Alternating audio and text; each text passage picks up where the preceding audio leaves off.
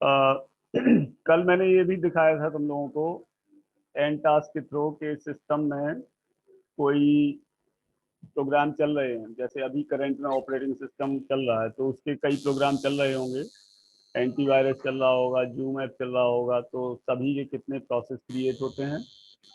और तुम लोग देख सकते हो अपनी स्क्रीन पे, खुद मैंने बताया था कि एंड टास्क करके जाओगे तो वहाँ प्रोसेस आईडी दिख जाएगी तुम्हें, और किसी प्रोग्राम के कितने प्रोसेस हैं, कौन सा प्रोसेस कितना सीपीयू यूटिलाइजेशन कर रहा है, कितनी मेमोरी ले रहा है,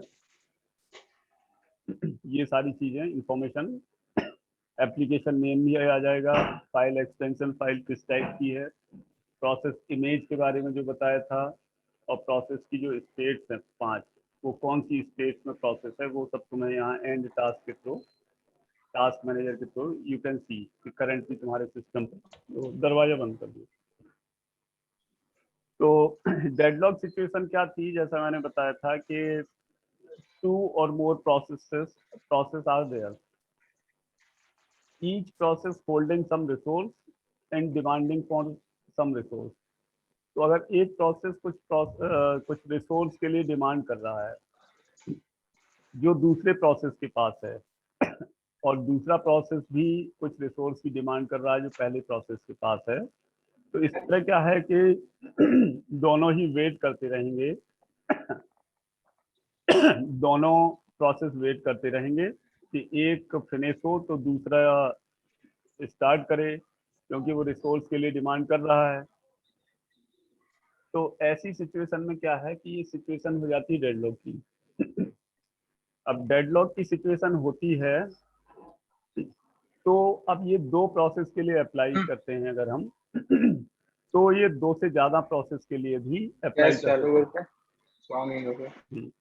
ये म्यूट कर लो सभी लोग। ये दो से ज्यादा प्रोसेस के लिए भी अप्लाई हो सकती है, क्योंकि कोई प्रोसेस तभी कंप्लीट होगा जब दूसरा प्रोसेस, लाइट नहीं है। अच्छा, वही तो दिक्कत है। अब या तो यहाँ मैं बना रहा होता तो मिल जाता।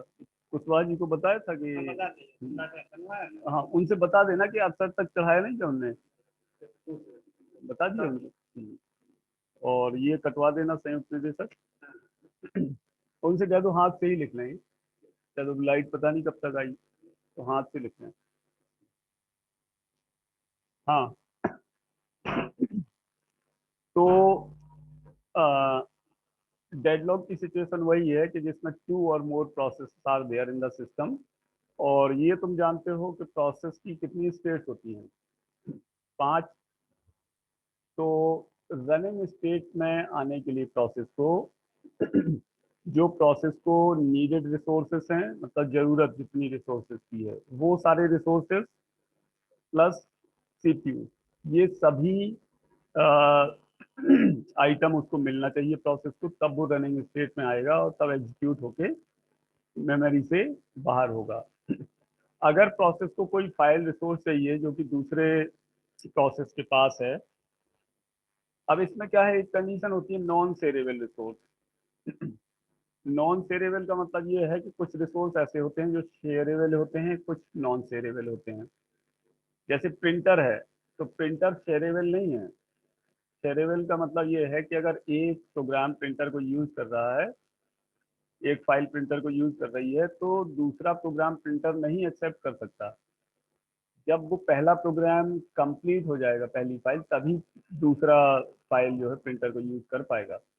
अगर एक साथ शेयर हो जाए प्रिंटर कई फाइल को, भले ही रिक्वेस्ट तुम एक साथ भेज सकते हो, दैट डजंट मैटर, मेमोरी में पड़ी रहेगी रिक्वेस्ट बफर में, लेकिन वो वन बाय वन होगी।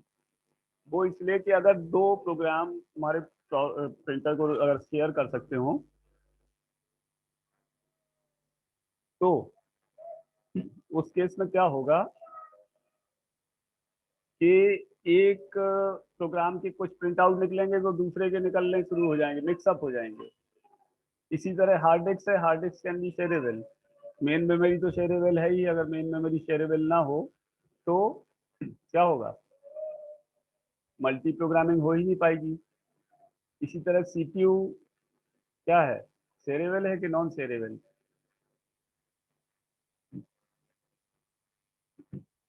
सीपीयू बेसिकली नॉन शेयरेबल है, क्योंकि अगर एक प्रोग्राम सीपीयू को यूज कर रहा है तो दूसरा यूज नहीं कर सकता। लेकिन हमें ऐसा लगता है क्योंकि जो शेयरेबल है, सीपीयू सपोज मिली सेकेंड के लिए एक प्रोग्राम में एग्जीक्यूट कर देता है, तो हमें मिली सेकेंड का अंतर फील नहीं होता है। हमें ये लगेगा कि हाँ दोनों प्रोग्राम थोड़ा स्लो हो गए, लेकिन सीपीयू, जैसे कि हमने शेड्यूलिंग में देखा है कि सीपीयू बारी बारी से या कुछ टाइम के लिए इधर कुछ टाइम के लिए उधर, या राउंड रॉबिन शेड्यूलिंग है तो सबको बराबर बराबर इस तरह अपना कंटिन्यूशन देता रहता है। और वो फ्रैक्शन ऑफ सेकेंड होता है, मिली सेकेंड, एक सेकेंड का हजारवां पार्ट। तो अगर कोई 10 मिली सेकेंड के लिए एग्जीक्यूट हो रहा है, कोई 20 के लिए, कोई 30 के लिए, तो वो मिली सेकेंड हमें कंसिडरेबल नहीं लगता। हमें लगता है कि कोई प्रोग्राम जो हमारा एक सेकेंड में फिनिश होना था, वो एक सेकेंड करके कुछ एक सेकेंड से थोड़ा सा ज्यादा में फिनिश हो रहा है। हमें ऐसा लगेगा कि थोड़ा वो प्रोग्राम स्लो हो गया।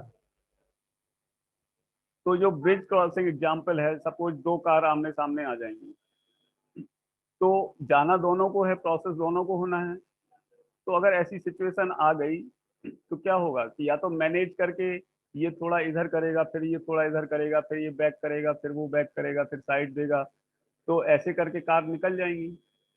और अगर ऐसे करके नहीं निकलेगी तो हमें एक कार को हटाना ही पड़ेगा।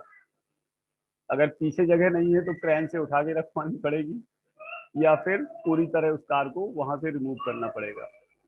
तो इसी तरह प्रोसेस में है कि डेडलॉक की अगर सिचुएशन आती है, तो या तो हम वेट कर सकते हैं कि रिसोर्स फ्री हो जाए तो एक प्रोसेस फ्री करके दूसरे को दे देगा। थोड़ी देर वेट कर सकते हैं, अगर ऐसी सिचुएशन आ गई कि कोई छोड़ने को तैयार नहीं है तो कोई भी प्रोसेस कंप्लीट नहीं होगा। तो ऐसी सिचुएशन में क्या होगा कि प्रोसेस को किल करना पड़ेगा। विंडो में हम एंड टास्क करके करेंगे, लाइनेक्स यूनिक्स में किल कमांड से करेंगे। लाइनेक्स में तो विंडो की तरह हमारे पास जीयूआई होता है, तो वहां पर टास्क मैनेजर से वही काम कर लेंगे। यूनिक्स में लिख के हम करेंगे किल। लेकिन डॉस में क्या होता है कि डॉस सिंगल प्रोसेसिंग है, उसमें एक से ज्यादा प्रोसेस वर्क नहीं करते एक बार में, मतलब एक से ज्यादा प्रोग्राम रन नहीं होता है डॉस में। तो डॉस में ये डेडलॉक की सिचुएशन नहीं आती है, क्योंकि डॉस में मल्टी प्रोग्रामिंग नहीं होती है। तो अब हम आगे चलते हैं। ये दो तीन हाँ, अब प्रोसेस क्या है कि रिसोर्स को यूटिलाइज करते हैं, उसके लिए हम तीन कमांड यूज करते हैं। कोई भी प्रोसेस रिसोर्सेज को यूटिलाइज करता है तो it utilises by using three commands: request, use and release. So read out this slide, then I will explain you.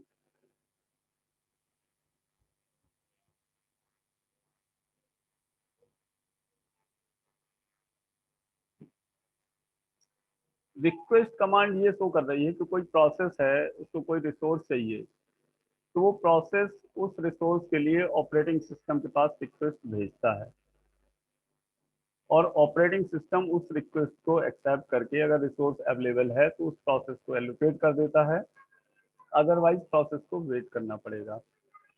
दूसरा है यूज। तो यूज का मतलब process operates on the resources, process resources को यूज करता है। रिलीज मीन्स के after completion of the task a process releases the resource. तो अब जो डेडलॉक की कंडीशन होती है, सिचुएशन डेडलॉक की मतलब जिसको हम अपने सिस्टम पे बोलते हैं हैंग हो गया कंप्यूटर। तो हैंग हो गया, अगर कुछ रिसोर्सेज वगैरह फ्री हो गए, प्रोसेस एक दूसरे को दे दे रहे हैं रिसोर्स, तो उसमें हमारा सिस्टम थोड़ी देर बाद आगे बढ़ जाएगा। और अगर कोई प्रोसेस रिसोर्स नहीं छोड़ रहा है, एक को जो चाहिए वो दूसरे के पास है, दूसरे को जो चाहिए तीसरे के पास है, इस तरह साइकिल बन रही है, तो उस केस में फिर कंडीशन ऑफ डेडलॉक होगी।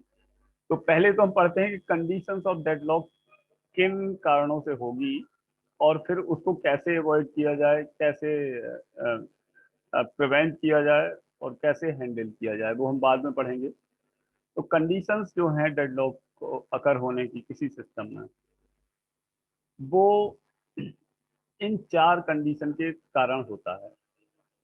अगर ये चारों कंडीशन एक साथ मीट करती हैं। अगर ये चारों कंडीशन एक साथ मीट हो गई तो डेडलॉक आ जाएगा। म्यूचुअल एक्सक्लूजन का मतलब समझते हो कि प्रोबेबिलिटी में जो तूने पढ़ा है, म्यूचुअली एक्सक्लूसिव इवेंट कि जो एक साथ घटित नहीं हो सकती हैं। होल्ड एंड वेट कि कोई प्रोसेस है, किसी रिसोर्स को होल्ड कर रहा है, अपने पास रखे हुए है और वेट कर रहा है किसके लिए, दूसरे रिसोर्स के लिए जो किसी और के पास है। तो अभी मैं इनको क्या है डिटेल में तुम लोगों को एक्सप्लेन कर दूंगा। तो तीसरा है सर्कुलर वेट, जो मैंने बताया कि there is a series of processes, एक दूसरे को वेट कर रहा है, दूसरा तीसरे को, तीसरा चौथे को, चौथा पांचवें को, पांचवा फिर पहले को, या छठवां सातवां जितने भी हैं। तो there is a cycle of processes waiting for some resources where each process is holding some resource. हर एक प्रोसेस साइकिल में एक रिसोर्स को होल्ड कर रहा है, जो उस रिसोर्स को, सॉरी, हर एक प्रोसेस साइकिल में एक रिसोर्स को, एक या एक से ज्यादा, need not to one resource only, एक प्रोसेस को मैनी रिसोर्सेज चाहिए, तो वो कुछ रिसोर्स को होल्ड कर रहा है और कुछ रिसोर्स की डिमांड कर रहा है ऑपरेटिंग सिस्टम के पास। और वो जो डिमांड कर रहा है वो किसी और प्रोसेस के पास है वो रिसोर्सेज। तो वो प्रोसेस जिसके पास है ये रिसोर्सेज, वो कुछ और रिसोर्सेज की डिमांड किसी और से कर रहा है, इसी तरह उससे अगले वाला कोई और कर रहा है। तो एक साइकिल ऐसी बन गई कि जिसमें के होल्ड एंड वेट वाली सिचुएशन हो गई कि वो होल्ड कर रहा है और आगे उसको प्रोसेसिंग के लिए, रिसोर्सेज के लिए डिमांड भी कर रहा है। और लास्ट में है नो प्रीम्पशन। तो नो प्रीम्पशन से मीनिंग ये है हमारा कि जो कंडीशन मैंने बताई है, नो प्रीम्पशन की कंडीशन क्या है, मैंने एक्सप्लेन की है तुम लोगों को। व्हाट इज नो प्रीम्पशन, कौन बताएगा?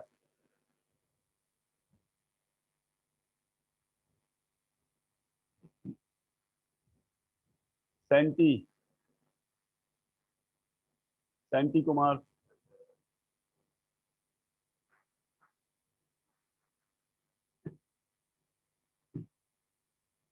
Senti Kumar is listening to me?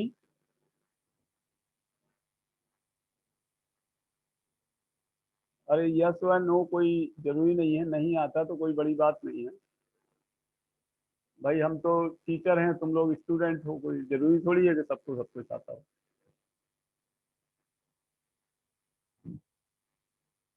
Prashant Tripathi.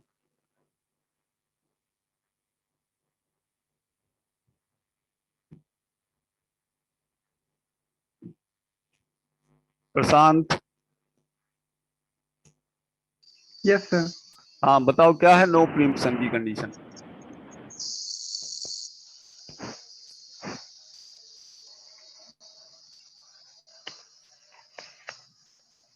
Non प्रीम्प्टिव scheduling पढ़ी हुई है हमने।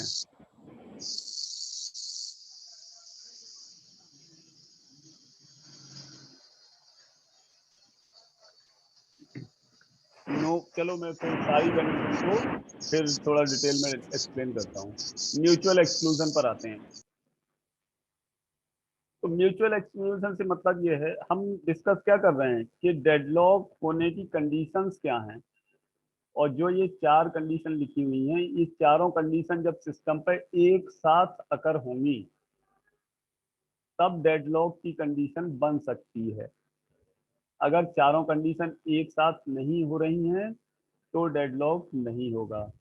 डेडलॉक कब हो सकता है?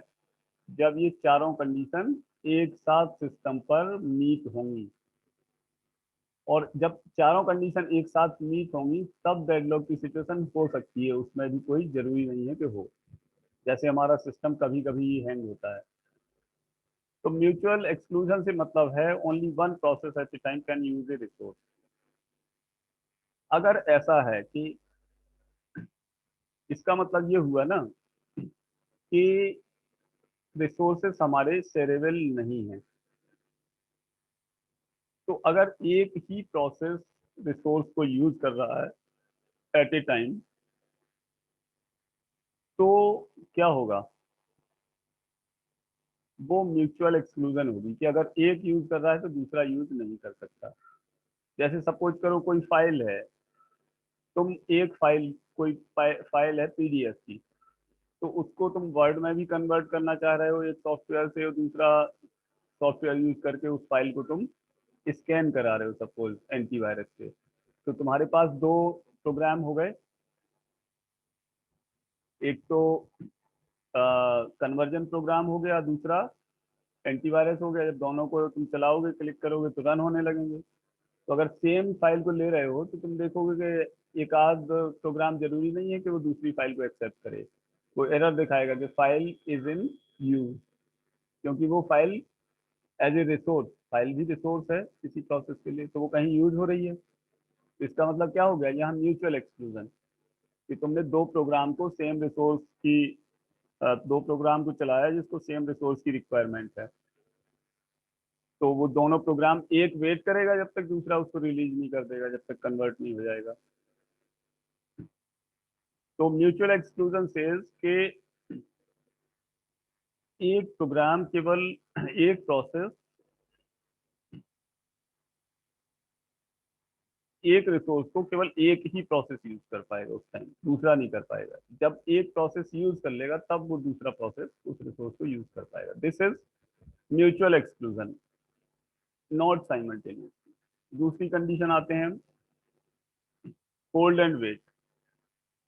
होल्ड एंड वेट जो मैंने अभी समझाया था तुम लोगों को कि दिस मीन्स कि कोई प्रोसेस है, वो किसी रिसोर्स को होल्ड कर रहा है, लेकिन कंप्लीशन के लिए उसके पास पूरे रिसोर्स नहीं है। तो कुछ रिसोर्स को होल्ड कर रहा है और कुछ रिसोर्स की डिमांड कर रहा है ऑपरेटिंग सिस्टम से। तो वो प्रोसेस वेटिंग में है, लेकिन hold and wait, having some resources and demanding some resources. तीसरा है हमारा circular wait. Circular wait, no preemption ले लेते हैं चलो। तो नो प्रीम्पशन मीन्स कि ये है कि अगर कोई प्रोसेस एक रिसोर्स को यूज कर रहा है, तो जब तक वो प्रोसेस कंप्लीट नहीं हो जाएगा, वो रिसोर्स उस प्रोसेस से नहीं हटेगा। जैसे सीपीयू शेड्यूलिंग में हमने पढ़ा था नॉन प्रीम्प्टिव शेड्यूलिंग। तो उसमें क्या था कि नॉन प्रीम्प्टिव का केस पढ़ा था, जिसमें सीपीयू अगर एक प्रोसेस को एलोकेट हो गया, तो प्रोसेस चाहे 2 सेकंड पर आए चाहे 4 सेकंड पे, सीपीयू जिसको स्टार्टिंग में एलोकेट हो गया उसको कंप्लीट करके मानेगा। लेकिन प्रीम्प्टिव शेड्यूलिंग में क्या था कि अगर 2 सेकंड पे कोई दूसरा प्रोसेस आ गया जिसकी प्रायोरिटी ज्यादा है, तो वो पहले प्रोसेस को सीपीयू छोड़ के दूसरे के पास आ जाएगा प्रीम्प्टिव के केस में। तो नो प्रीम्पशन से मतलब यही है कि resource can be released only voluntarily by the process holding it। जो प्रोसेस रिसोर्स को होल्ड कर रहा है वो खुद से छोड़ेगा, उससे रिसोर्स हटाया नहीं जा सकता। और चौथा है सर्कुलर वेट। तो वो वही कंडीशन है कि अगर सिस्टम में बहुत सारे प्रोसेसेस हैं, P1 P2 P3 Pn, जहाँ जहाँ पर हमारे P1 is waiting for resource that is held by P2, P2 उसके लिए वेट कर रहा है जो P3 के पास है, P3 P4 के लिए Pn-1 प्रोसेस वेट कर रहा है उस रिसोर्स के लिए जो Pn के पास है, एंड Pn वेट कर रहा है जो P1 के पास है। इस तरह मतलब सर्किल मान लो, सर्कुलर, P1 P2 एक सर्किल में सब। तो इन चारों कंडीशन को मैंने समराइज किया हुआ है। You can just read out this so that the idea whatever you told you recently will be clear to you।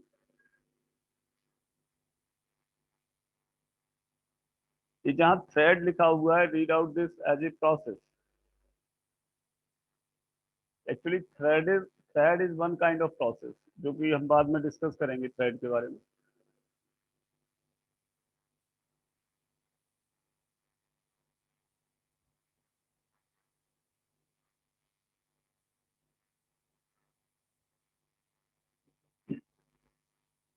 तो आई थिंक आज का सभा हमें यही समाप्त करनी पड़ेगी, थोड़ा वर्क भी है मेरे पास। तो कल हम जो है, कल सैटरडे है, और 11:40 पे मेरी शेड्यूल क्लास होगी शायद, तो उस टाइम पे हम मीट करेंगे। ठीक है। तो एंड कर देते हैं मीटिंग।